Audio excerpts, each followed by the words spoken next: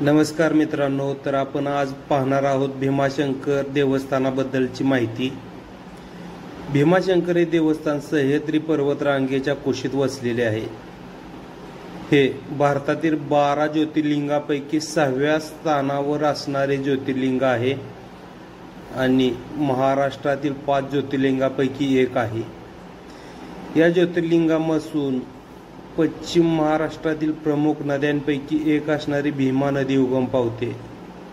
भीमाशंकर हे पुणे जिल्ह्यातील खेड तालुक्यात आहे।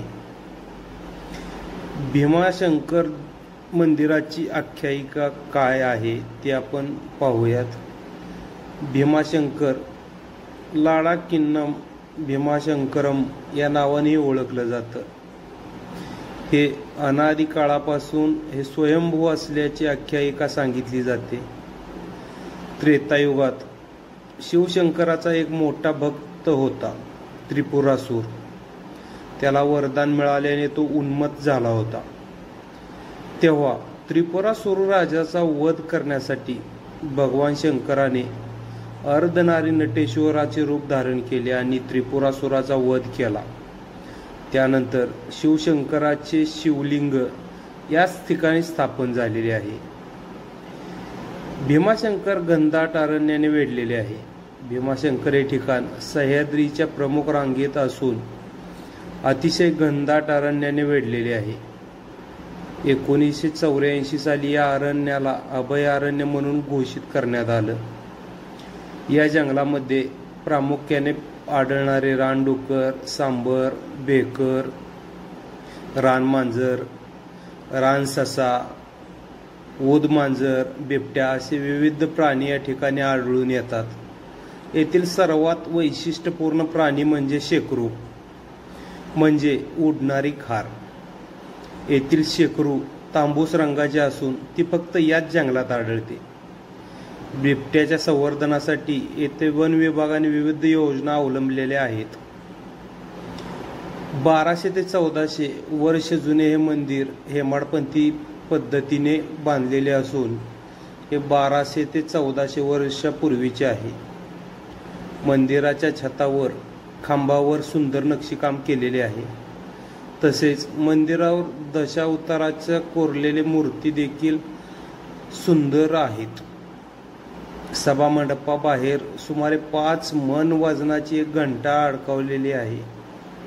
चिमाजी अप्पांनी ही घंटा भेट दिल्याचे सांगितले जाते। या घंटेवर 1729 असे इंग्रजीत नोंद आहे। हेमाडपंथी पद्धतीने बांधकाम असलेल्या या मंदिराचा जीर्णोद्धार आणि नवे बांधकाम केल्यामुळे मूळ मंदिर बघण्यास मिळत नाही। मंदिराच्या भव्य सभामंडप, उंच कळस, डोंगर उताराशिवाय दिसत नाही। शिवाजी महाराज, छत्रपती राजाराम महाराज येथे भीमाशंकरच्या दर्शनाला येत असत। पेशवे बाळाजी विश्वनाथ हे देखील येथे दर्शनासाठी आलेल्याच्या नोंदी आहेत। नानासाहेब फडणवीसांनी शिखरासह या मंदिराचा जीर्णोद्धार केला होता। सभामंडपाशेजारी दर्शनासाठी लोखंडी रांगा तयार करण्यात आलेल्या आहेत। गुप्त भीमाशंकर भीमा नदीचा उगम ज्योतिर्लिंगात आहे, परंतु ती तिथून गुप्त होते आणि मंदिरापासून जवळपास साधारणपणे 1.5 किलोमीटर पूर्वेला पुन्हा प्रकट होते असे मानले जाते। हे ठिकाण गुप्त भीमाशंकर म्हणून ओळखले जाते। कोकण कडा भीमाशंकर मंदिराजवळच पश्चिमेला हा कडा असून त्याची उंची साधारणपणे 1100 मीटर इतकी आहे। येथून अतिशय विहंगत असे दृश्य दिसते। अतिशय स्वच्छ वातावरण, पश्चिमेचा अरबी समुद्रही दिसू शकतो। सीताराम बाबा आश्रम कोकण कड्यापासून एक रस्ता या आश्रमाकडे जातो। घनदाट जंगलात हे ठिकाण आहे। गाडीने या ठिकाणी पोहोचता येते। नागफणी आश्रमापासून नागफणीला जायला पायवाट आहे। हे ठिकाण अभयारण्यातील सर्वात उंच ठिकाणे असून त्याची उंची समुद्र सपाटीपासून 1230 मीटर इतकी आहे. कोकण आणि परिसर हे अतिशय विहंगम दृष्टी या ठिकाणावरून दिसते. कोकणातून हे शिखर नागाच्या फण्यासारखे दिसते, म्हणून याला नागफणी असे नाव पडलेले आहे.